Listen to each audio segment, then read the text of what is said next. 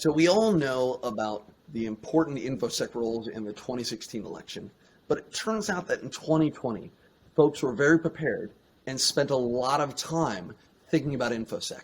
And so this next panel has some of the key experts from that campaign in 2020, and they're going to talk about the threats and the challenges, and of course, how all of this played in the global pandemic. So we've got Tim Ball, who was participant in 4 different presidential campaigns. He's currently the director of cybersecurity for Civis, which is an election data company. Alison was a security program manager for the DNC. Krishnan focuses on enterprise security for the DNC. So again, how are elections the same and different from general enterprises? Matt was the director of engineering for the Biden for President campaign, and Will's the CISO for Act Blue, which is a nonprofit political fundraising arm.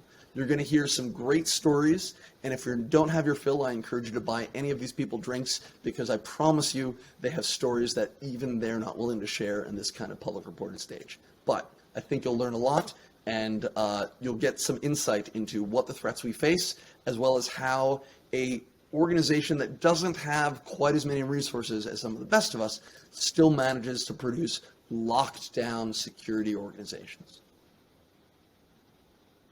Hello and welcome to today's panel talk, Securing the 2020 Presidential Campaign, Threats, Challenges, and a Global Pandemic.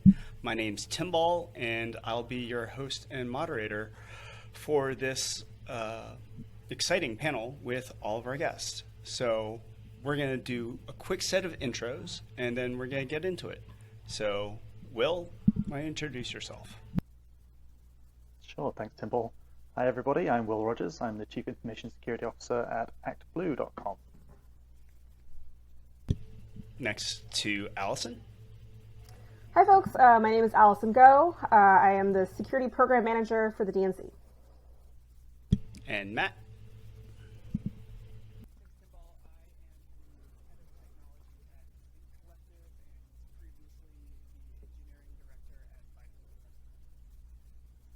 And lastly, Krishnan. Thanks, Tim. I'm Krishnan. I'm currently the Acting Chief Security Officer at the DNC. Previously led our enterprise security program at the organization.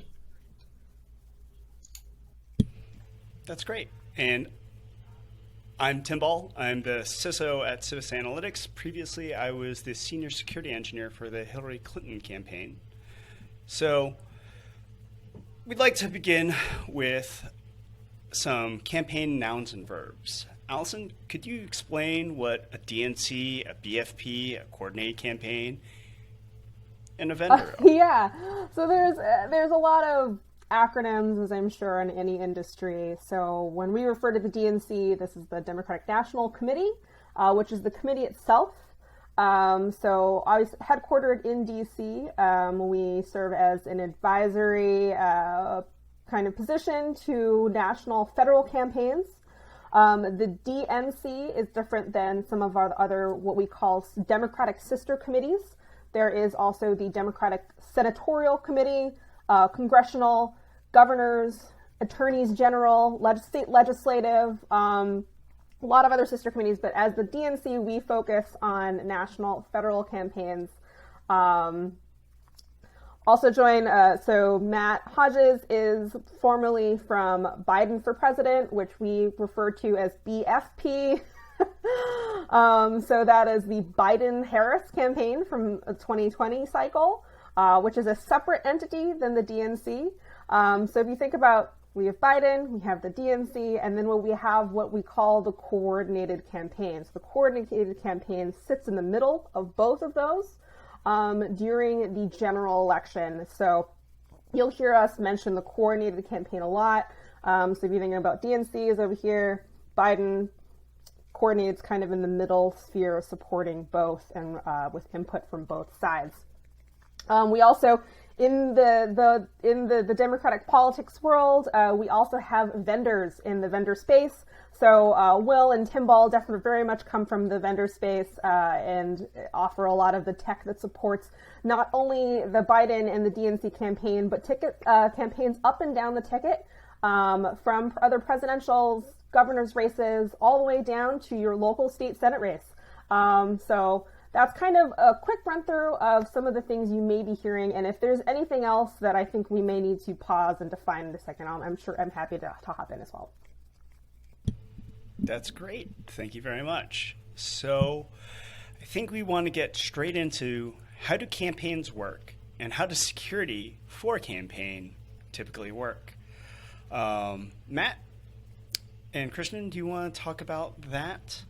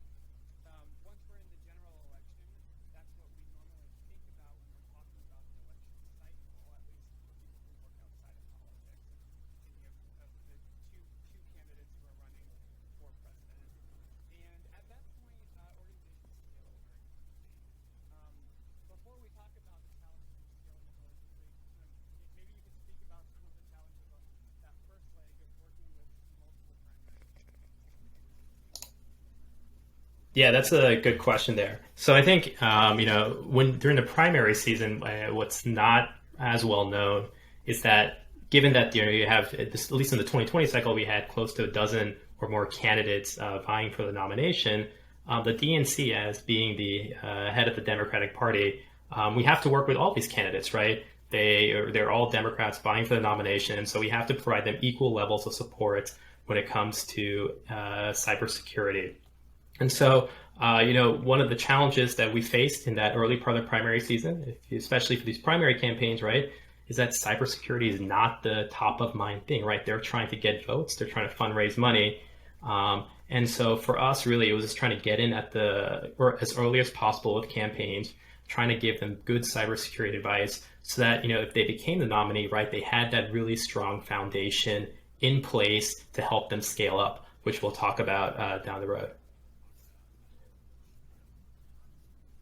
Yeah, to kind of piggyback on that, so I think at a high point, I think we were working with 25 to 27 different presidential campaigns during the primary season as the DNC. And as the DNC, we had very much positioned ourselves as an advisor. We'd get in as soon as folks had declared and really be like, all right, here are some resources, here are some best practices to start from the get-go. While you scale up your staff and move from state to state, caucuses, primaries, and really, Matt talked about fundraisers and banking those votes and making sure you are getting a name out for yourself. But yeah, there is definitely the tension in the campaign world where basically every dollar you bring in, most of it's got to go to getting votes. And where does cybersecurity fit in there, and making sure that it's a priority is always going to be a challenge for us. That's great. So one of the things that I think we've all talked about in the past is about how presidential campaigns are like a giant startup that you've never experienced before. Matt, I was wondering if you could give sort of your ground level take of what it's like being at this crazy kind of startup.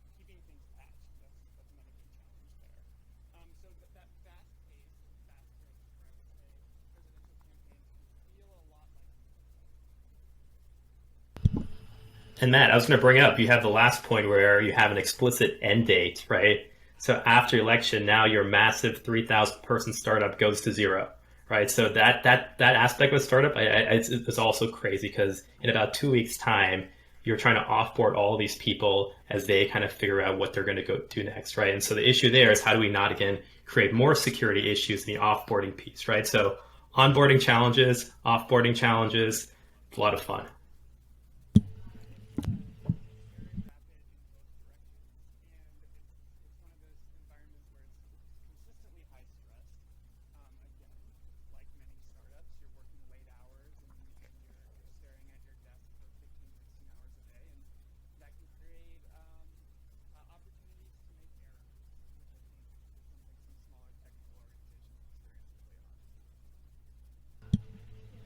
Yeah, that's a really great perspective.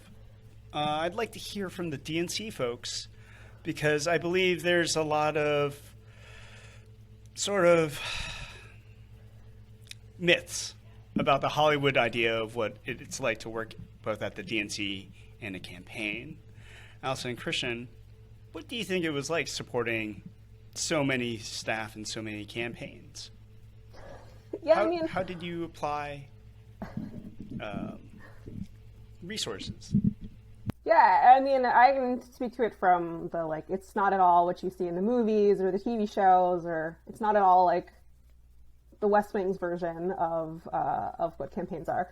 So I very much come from like a field perspective, running campaigns across the country, and really living in the field. And field offices are not fancy. They're often filled with lots of overworked, over-caffeinated, underfed staff who are working 20 hours a day to talk to voters, to make sure that they know where to vote and that who they're voting for, and really mobilizing all of that. And that's what the bulk of these folks are doing. So even in a non-pandemic year, these are extremely chaotic environments. And field offices, they're not fancy. Usually there for weeks, maybe at most, months maybe, but sometimes days. You're really flying to a place, do your thing, bop on in the next state, living out of your trunk for a little bit. Sometimes there may not even be an office. Sometimes your office is the closest Starbucks or your hotspot in your car. And so, like, that's kind of the chaotic environment of what campaigns look like on the ground. And campaign warriors and field folks, like, that's what they do. They go from state to state to really make sure it happens. And so when we shifted in, when the pandemic happened, not only were we reworking the cybersecurity and how do we onboard all of these thousands of people at the same time that a global pandemic was was really impacting America, but also reinventing how a campaign worked from the basics. I don't think that anybody walked into 2020 being like, oh yeah, we're going to do an entirely remote campaign and everyone's going to do field contacts and talk to voters from their childhood bedrooms. I don't think that was really in anybody's mind, but really reinventing how campaigns work and making sure that it was secure, and then making sure that people had video conferences and were getting onboarded without us ever even touching their laptops was not something I think any of us had ever thought of. So it was all things kind of combining all at once at the same time on all of us last year. Yeah, I mean, the pandemic definitely, threw a wrench into all of our plans in 2020. I mean, as Matt kind of alluded to, campaigns are these crazy startups, and now you throw in this additional element of, well, you're going to completely take away all of the sort of the norms of how campaigns are operated, right, based out of physical offices where everyone's co-located together, and now you're remote setting. There were so many challenges, right? Just from like procuring equipment, to figure out how are we going to secure all of these human beings, right? We didn't do anything fancy when it came to cybersecurity, right? If you've heard about the DNC security checklist, right? It's just really the fundamental aspects of, how a person should really think about cybersecurity in the 21st century, right? Which is, this updating your devices, turning on two-factor authentication, using a password manager, right? If we get those basic things done, right, we've sufficiently secured our human beings. But imagine the fact that this is the first time people have ever heard of a password manager. This is the first time someone's ever heard of a security key. And you're doing this remotely. oh, and guess what? Their internet connection is not that great, so they actually can't get on video with you. And you're troubleshooting with a person who maybe doesn't have too much technology experience. I mean, these are kind of the crazy challenges that we walk through in that span of, going from a few hundred people to a few thousand people. And really, this was ingenuity and us, working those long hours and ensuring that, we had the right cybersecurity posture, right? Because ultimately, our goal was we didn't want to see a repeat of what happened in 2016, right? That's, it's kind of like everyone who works in a democratic ecosystem.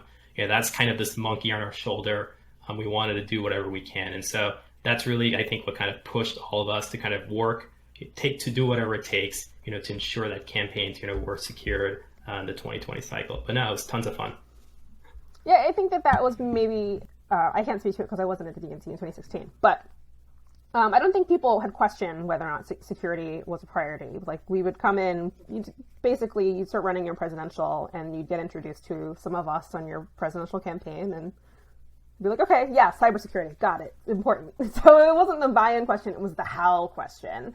And so that's what we focused a lot of our time on before now President Biden was named the eventual nominee, was making sure that all 20-something presidential campaigns had access to state-of-the-art resources. They knew who the contacts are. They know what the priorities were. They knew here are the top 10 punch list things that you should do right now to make sure that no matter what size of your campaign, that you were set up to succeed, because one of them was going to eventually be our nomination. And so we were trying to support all of them at the same time and make sure that they all had these standards and practices so that whoever was going to be our bosses eventually, when they won the nomination, that they were going to be set to go and really to succeed. That's great. So one of the biggest jobs during a campaign is fundraising. It's a huge job. It's a massive job. In fact, I would say that most campaigns spend most of their efforts trying to help gain fundraising and then doing some earned media to be able to persuade voters. Will, what's it like being a vendor working in this campaign space?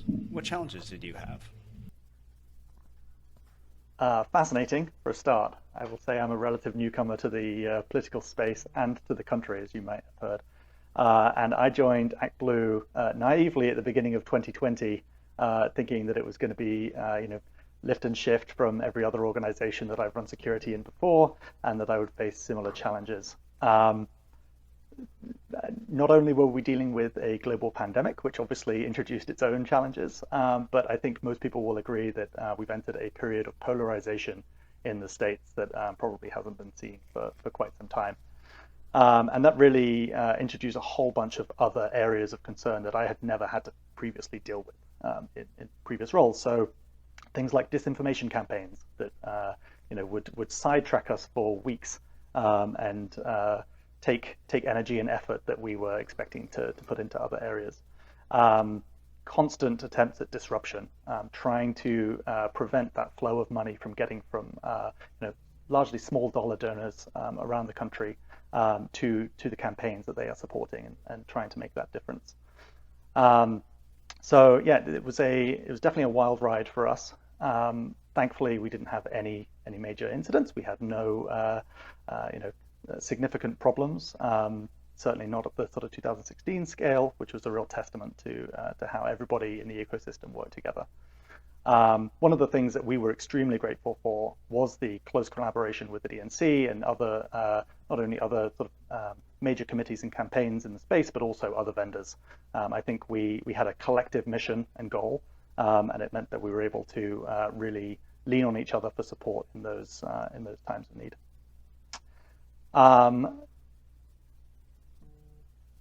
Sorry, my mind's just gone blank. We can erase that section. One of the other areas that was problematic for us, I don't think many people necessarily realize that ActBlue is essentially infrastructure, fundraising infrastructure, but not just for democratic campaigns up and down the ticket from federal and presidential all the way down to state and local. We also allow fundraising for nonprofits and progressive organizations, which means that we have a whole array of different groups that are fundraising through us and different individuals that are looking to donate to those groups. So we had a whole array of additional challenges last year surrounding some of the racial justice movement, that meant that there were a lot of people that were very angry at what we were doing, which made it particularly troublesome for us.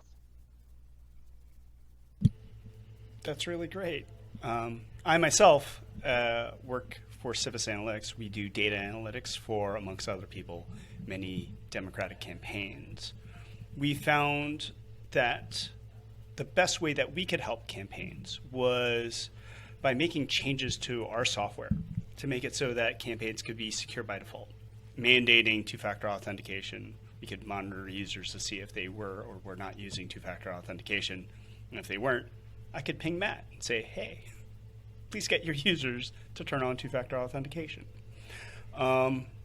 That's, to me, one of the bigger changes between what happened in 2016, where I was working for the Clinton campaign, and 5 years later. What other changes have happened? I'm sort of wondering. Matt and Krishnan, we've talked before in the past about the idea of software archaeology, where every 4 years, campaigns have to resurrect dead code, dust it off, and sort of wonder what it's like. Can you talk about that process?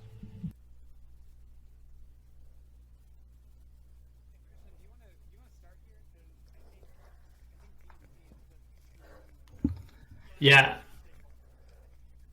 Well, yeah, and I think it's interesting, right? Because we just had a major election cycle kind of finish up, and one of the things we're doing at the DNC is kind of going through this process of looking at all of the sort of the products that the BFP side made, and trying to figure out which of these things do we sustain, which of these things do we just sort of just deprecate, which things do we turn off. And yeah, to make it difficult, right? The DNC has its own engineering team, right? So we're also trying to figure out what are the products we want to build out that kind of sustain these boom and bust cycles, right? These 4-year kind of presidential cycles. And so it's kind of one of these things where right now we're in this process of figuring out, okay, how do we integrate some of the BFP stuff into our current roadmaps that we've built out. And really build out, we can kind of sort of be this place where, campaigns can come to and use our products to service, as opposed to having to build out the products themselves, from scratch every 4 years. But it's really not but it's not they have 4 years to do it, right? They really have maybe 18 or 24 months, really. But even then, it's even shorter than that, because you're not going to have a full scale engineering team for maybe only about 6 of those months, right? So really think about small window of time.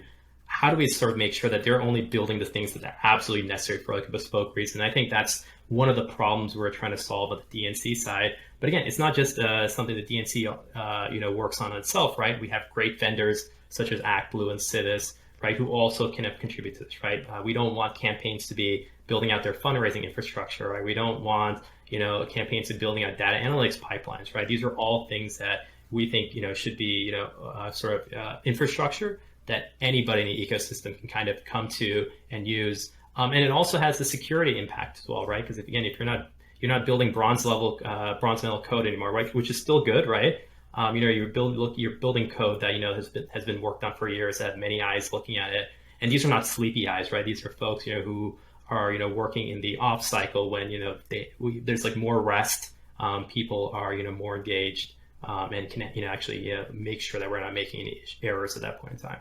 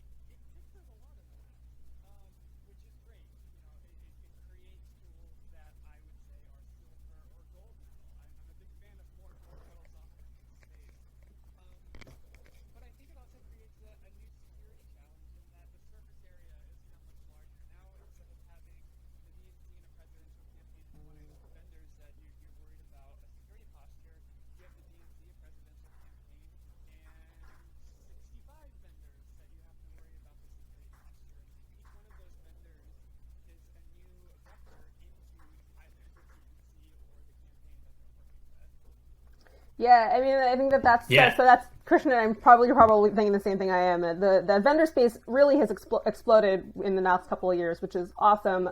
But then also, I think as the DNC is a place again for us to push out standards and make sure that those vendors in the space, as they're coming up and developing their product and selling to campaigns and really building their base of users, that they are doing it at gold standard in terms of cybersecurity as well as their infrastructure as well. Krishnan, did you have anything to add on that? Yeah, I was going to say we use this term vendor, right? And I think when most people think vendors, right, they think of a large organization, right? But in the campaign space, right, a vendor could literally be a single person with a laptop whose best friend works, on the campaign, and the folk in the campaign are like, hey, we need you to build something. So it's like, hey, I'm a software engineer, I can build this for you. That's a vendor for us, right? And this is actually more common than not, right? It's 1 to 2 people. They know folks in the ecosystem. They want to contribute, right? But again, giving the short time frames, right? Cybersecurity oftentimes is not the top of mind thing for them. And so a lot of what the DNC does is we want to introduce standards. We want to kind of ensure that folks are practicing good cybersecurity hygiene, even at the 1 and 2 person level, but even more so, at the civics and Act Blue level, which have hundreds of people, right? I do also want to pivot to some of the other things that have really helped us in the last couple of years, one of which is we call the DDC, Defending Digital Campaigns, which is a bipartisan organization that takes advantage of the FEC's ruling that cybersecurity can be sold at a discount or free to federal campaigns. This was huge for us last year because if we go back to that problem of, all right, so you're getting all this money for your campaign, but it's probably going to be spent on votes and staff, probably not cybersecurity. Well, one way we can whenever we're talking to campaigns, saying like, all right, you need to buy all these things, and then they'd ask us how much it costs. The DDC and the FEC allowed us to point them to a place where it was either heavily discounted or free. For example, security keys. We deployed out security keys to 70, 80%, a huge percentage of staff for free, which is amazing because that's a lot of money in terms of like campaign, but then it's also like making sure that folks are actually using them and enrolling their devices and things like that. Krishnan, I don't know if you want to dive into that as well. Yeah, no, I mean, in terms of numbers, right, the DNC, we were all staff were required to use security keys, right? So 100% compliance on security keys on the DNC side. On the coordinated campaign, so this is the 0 to 3,000 back to 0 in 3 months fund organization, right? I think we got like close to 80%, and really the main reason why we couldn't get to 100 was just logistics, yep. Right? In those last couple of weeks, you're still hiring people, like literally the day before the election, right? You're hiring people, you're onboarding them, you're giving them accounts.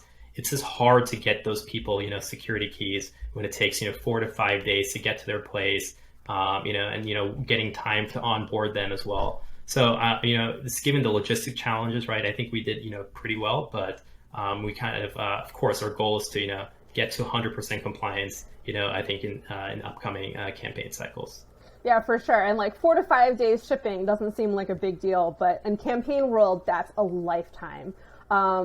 We were onboarding people every single day by the dozens or hundreds. Every single day we were onboarding hundreds of people because every single day mattered. Every single day is thousands and thousands of voters you could have talked to. So when towards the end, when we were again scaling up, things were just getting stuck in the mail. We just didn't have the time to get them a security key into their machines. But we got 100% at staff, which was really great. And really, when we're saying 80% of thousands of people in a remote environment where we never touched their things, I think was a huge testament to our staff, actually. For them to understand it, take it seriously, and then take that action. I think kudos to them to help really understand that it wasn't mere Krishnan, it was all of them. Yeah, and just one more thing on the logistics piece, right? If you talk to anybody in the Democratic ecosystem about the DNC security team, they'll probably tell you, A, we're security key shills, and the second thing they'll probably tell you is we're Chromebook shills, right? And we made it such that we wanted all staff to be using Chromebooks whenever possible, right? And then unless you're willing, to come up to the security team and give a good justification about why a Chromebook wouldn't work, you're going to use a Chromebook. And of course, during the pandemic, guess what? There were shortages of Chromebooks because it wasn't just we weren't the only folks here who were trying to figure out how to deal with remote situations, a work from home situation, and how do you kind of defend your organization, from a cybersecurity perspective, right? You had schools, you had, nonprofits, all these organizations who typically use Chromebooks, right? Were also putting in massive orders as well at the same time that we were. And it came to a point literally where I think we probably were fighting with, school kids' Chromebooks, right? We were calling up, every reseller across the United States trying to figure out when the next pallet of Chromebooks would arrive to them. And I'm pretty sure we were competing with kids who didn't get Chromebooks. I'm sorry if you're a high school, middle school, elementary school student who's watching this, didn't get your Chromebook, I apologize. It was all Krishnan's fault. But hopefully it was for a good cause. Hopefully it was for a good cause. Yeah, the Chromebook market was hot this summer. That was, we could identify which shipping container all of our Chromebooks were stuck on. We were absolutely competing for that. But that was another thing. And then, we can talk about the security checklist. So we required all of our staff to go through the security checklist. If you want to take a peep at it, we have it on democrats.org/security. And it's something that we require everyone to go with. And we would spend hours of office hours walking people through this. And Matt, I know you can talk about this as well, and so can Krishnan, and really onboarding people into doing those basic hygiene of two-factor, making sure you're using your password managers correctly. And then security keys, walking people through security keys and how they work. I can't tell you the number of times we would do a security key, a consultation, and someone would be like, yeah, I got it, but I stuck it in my computer and it didn't do anything. And then be like, okay, well, you got to do this, and then all these steps, and then explain it to them on how that would happen, and then they would understand it. And they'd be like, okay, now I got it. But I think that's something that the security industry really needs to work on, is people get this thing, they stick it into their computer, and nothing happens. How do we make that easier? How do we make that where they don't have to turn it on and go through a bunch of steps and click this and click that? How is it just on from the get-go? And they have to work really hard to undo it instead of having to work really hard to turn it on. And I heard this from folks, doesn't matter what their role was. Everything from lawyers to a new field organizer to just staff in the middle. How do we do this thing? I got this thing, what do I do with it? Everyone else have opinions about checklists and the security keys?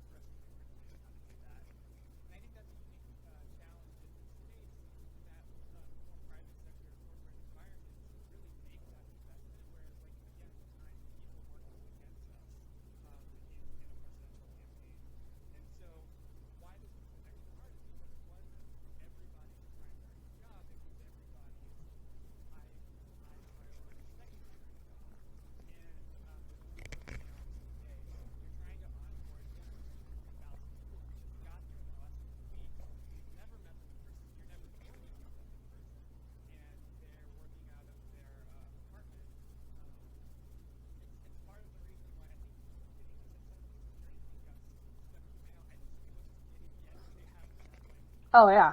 No, I know that, too. They stuck it in and nothing happened, and they were like, it's fine. I'm going to go talk to more voters. 30 minutes on the phone with one of us on a help desk, they could have gotten 10 people to go vote. So if you think about it that way, that's how an average field organizer is thinking about their time. I do think it actually added or brought up an interesting point, which is that within the political space, you're also fighting against all of it, but trying to work alongside the SEC and their, oh, sorry, the FEC and their requirements. So as Alison mentioned, the DDC got this a judgment that said they were allowed to offer these things at a discounted rate. If they don't do that, it counts as a donation in kind, and that brings all sorts of problems. And there's a whole array of sort of legal frameworks and compliance regulations there that also need to be taken into account on top of all of the cybersecurity issues that we're dealing with. Right. Well, you don't want to. FEC jail is real jail. That's what we always tell people. Like, don't mess with it. Yeah, turns out FEC jail is just federal prison. It's just jail. So, add all of this, you guys have already talked about what it was like for part of the pandemic work, but the real job of a campaign, as Alison, you were saying, is to change and get voters and clock in voters, like, and getting donations. How do you feel that the pandemic really changed all of our jobs? Yeah, I mean, I wasn't working in the field, and huge, I mean, props to everybody who works field and digital organizing this last year, because they really had to make it up, think of it on the fly. And I cannot say that they reinvented organizing enough, because they really did. All the fundamentals of, okay, you go knock on somebody's door, went out the window, because you could knock on somebody's door. But I think the principles were the same, and they really used the tech and the tools and what they had to make it scrappy and harness the energy that we were feeling from volunteers and folks on the ground who wanted to go talk to voters and make sure that they voted for Joe Biden, Kamala Harris, and Democrats up and down the ticket across the country, and making sure that it was successful. And so that was a huge challenge, and really finding... And I think security and IT and all of our skill sets, including all the software folks, we were really pushing in the same direction, because we were faced with this unprecedented challenge. So we didn't want to create more problems. We really, truly wanted to solve them for the staff who was reinventing how to organize and how to win a campaign. So with our last 5 minutes, I think maybe we can do a quick lightning round about what do we want to do going forward? What's 2022 look like and beyond? So why don't we start with Will? Sure. So the 2020 cycle brought unprecedented engagement from small dollar donors around the nation. I think ActBlue raised something like $5 billion over 133 million different donations. A vast number of those people donated for the first time, and it made a sizable difference to the outcome. We want to empower small dollar donors around the nation to be able to continue to get involved and make their voices heard, but we want to do so in as secure manner as they possibly can. So for us, it's really continuing to innovate on our product, make sure that we can make it as easy for people to donate as possible, but making sure that security is baked in from the ground up. Krishnan, you want to build on that? I think it would be a lost opportunity if we didn't put a plug in for the fact that we are all hiring, right? So we're looking at 2022 and 2024. All of our organizations are looking for talented staff. On the DNC side, around the technology team, we're looking for software engineers, product managers, security engineers, IT staff. And so if it's something that you feel dedicated to the cause, you want to jump in, you want to get your hands dirty and help elect Democrats across the country, this is the time to do so, right? It's not 6 months before the election, right? When everyone is thinking about the election, it's 24, 36, 48 months out, right? This is the time to actually build out that infrastructure, so that when we're going through that crazy startup phase, we have the sort of the foundation to build off of. I'd say quickly, top of mind, right? For me, just looking towards the next 2 and 4 years, I think in the last cycle up to 2020, everyone kind of understood cybersecurity just because everyone knew what happened in 2016, right? And there was kind of this collective feeling that we didn't want to see that happen again. And so when you said cybersecurity, people just nodded their heads intuitively. I think all the work we did, had a positive benefit, right? We didn't have a major incident, but my fear is that now folks are thinking that cybersecurity, the problem is solved, right? Look, we went 4 years, no major problems. We must be doing things well. Okay, cybersecurity guys, go back to your corner, and we'll bother you every now and then. And so one of my fears is that that same level of this paranoia has kind of gone away because of a lot of the great work we did, right? It's kind of like it's a weird conundrum to be in. And so one of the things I'm trying to do is figure out how do we kind of ensure that cybersecurity is still top of mind in 2022, in 2024, because guess what? The threat actors are still coming after us, right? Nation states, criminal groups, they aren't letting up. And we need to make sure that, we are taking cybersecurity just as seriously as we did. Yeah, that's great. Matt, do you have any thoughts about what does the war field look like against us and the other side?